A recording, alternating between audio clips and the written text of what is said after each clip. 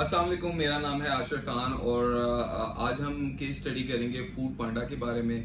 Food पांडा एक delivery system app है। उसके अंदर जितने भी यूज़र्स हैं उसके ऊपर अलग अलग जितने भी रेस्टोरेंट्स हैं वो एक ही जगह पे लिस्टेड हुए हुए हैं। बेसिकली ये 40 कंट्रीज़ के अंदर अभी तक अवेलेबल है और पाकिस्तान के अंदर 2016 दिसंबर के अंदर आई थी।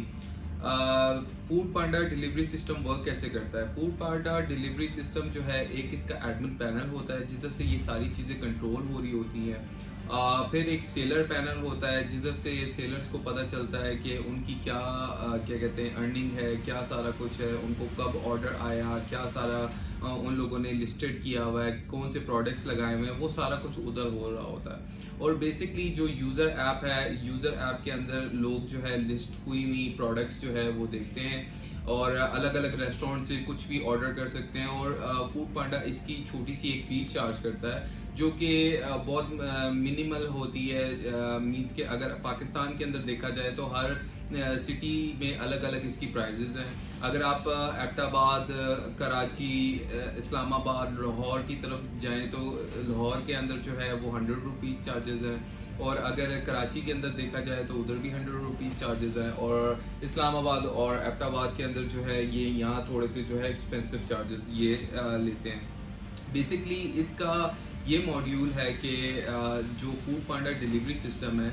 यूज़र्स जो है वो उनकी ऐप के ऊपर आते हैं, वहाँ फूड अपना देखते हैं और फूड जो है वो वहाँ से ऑर्डर करते हैं। जब वो ऑर्डर होता है वो सेलर के पास जो है उनके पास ऑर्डर जाता है और वो ऑर्डर को एक्सेप्ट करते हैं। अगर उनके पास वो ऑर्डर नहीं है तो वो रिजेक्ट कर देते हैं। बेसिकली उनके पास टाइमिंग्स होती हैं 45 मिनट्स की कि वो जो है अपना खाना जो है वो प्रिपेयर करें और उसको जो है डिलीवर टाइम पे करवाएं। इनके अंदर राइडर ऐप्स जो होती हैं, राइडर्स को भी जितनी भी अर्निंग होती है राइडर्स को भी होती है और कंपनी को भी होती है। बेसिकली इस मॉड्यूल के अंदर हम देख सकते हैं कि जितनी भी सिंगल वेंडर के लोग होते हैं उनके पास एक छोटा सिस्टम होता है, वो सिर्फ अपने आसपास के लोगों को डिलीवर कर सकते हैं। लेकिन फूड पांडा के अंदर आप पूरी सिटी के अंदर कहीं भी डिलीवर कर सकते हैं। बेसिकली इसकी जितने भी रूट होते हैं वो 12 किलोमीटर के अंदर या 16 किलोमीटर के अंदर होते हैं। बेसिकली इसमें जितनी भी चीज़ें होती हैं वो एक बिजनेस मॉड्यूल के थ्रू वर्क कर रही होती हैं। जैसे कि आज मैं एक यूज़र ऐप के ऊपर गया, उधर मैंने कुछ भी बाय किया। मींस कि जैसे मैं एक बर्गर ऑर्डर करता हूँ और बर्गर ऑर्डर करने के बाद जो है वो मुझे 45 मिनट्स के अंदर आ जाएगा।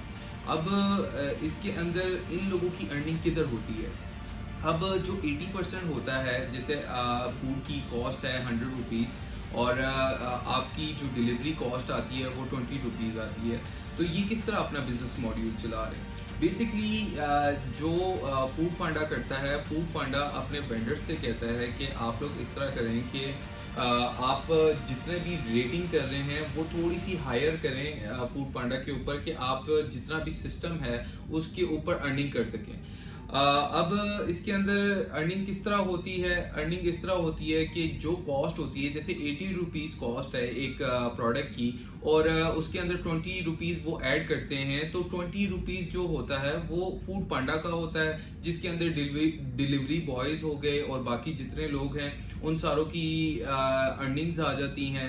और जो बिजनेस जो फूड पांडा का सिस्टम है, बिजनेस मॉड्यूल है, वो अपनी भी अर्निंग जो है इसके अंदर करते हैं। अब बात करते हैं हम डिस्काउंट्स की। ये इतने ज़्यादा डिस्काउंट्स किस तरह देते हैं?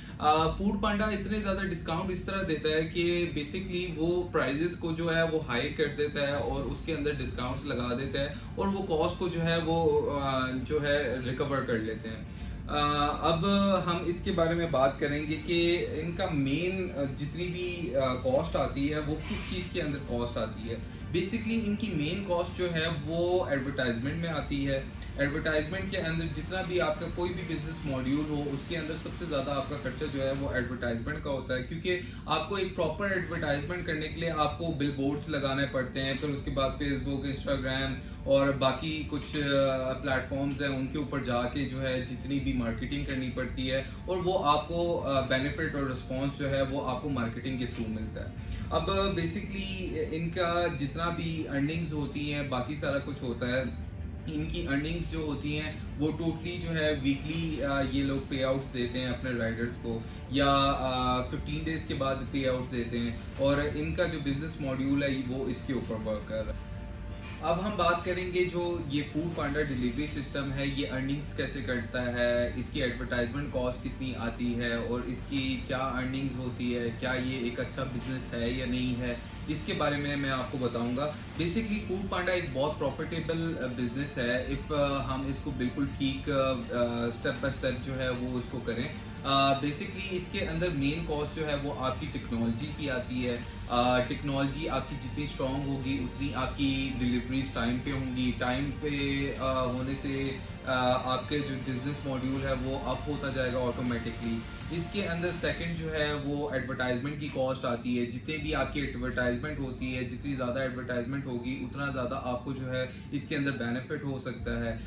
तीसरी इसके अंदर कॉस्ट जो होती है वो राइडर्स और जो आपके डिपार्टमेंट में लोग होते हैं, जैसे आपका एक पूरा ऑफिस है उसके अंदर कितने लोग हैं, उस टेक्नोलॉजी को कितना संभाल रहे हैं, आपके ऑर्डर्स लेट नहीं हो रहे, आपकी सपोर्ट अच्छी होनी चाहिए। इन चीज़ों को देखते हुए जो है आपका ये बिजनेस मॉड्यूल बहुत अच्छा है। अब बेसिकली फूड डिलीवरी सिस्टम जो है उसके बाद अब फूड पांडा ने ग्रॉसरी ऐप सिस्टम भी जो है वो भी इंट्रोड्यूस करवा दी है। अब आप ग्रॉसरी भी जो है वो फूड पांडा से मंगवा सकते हैं।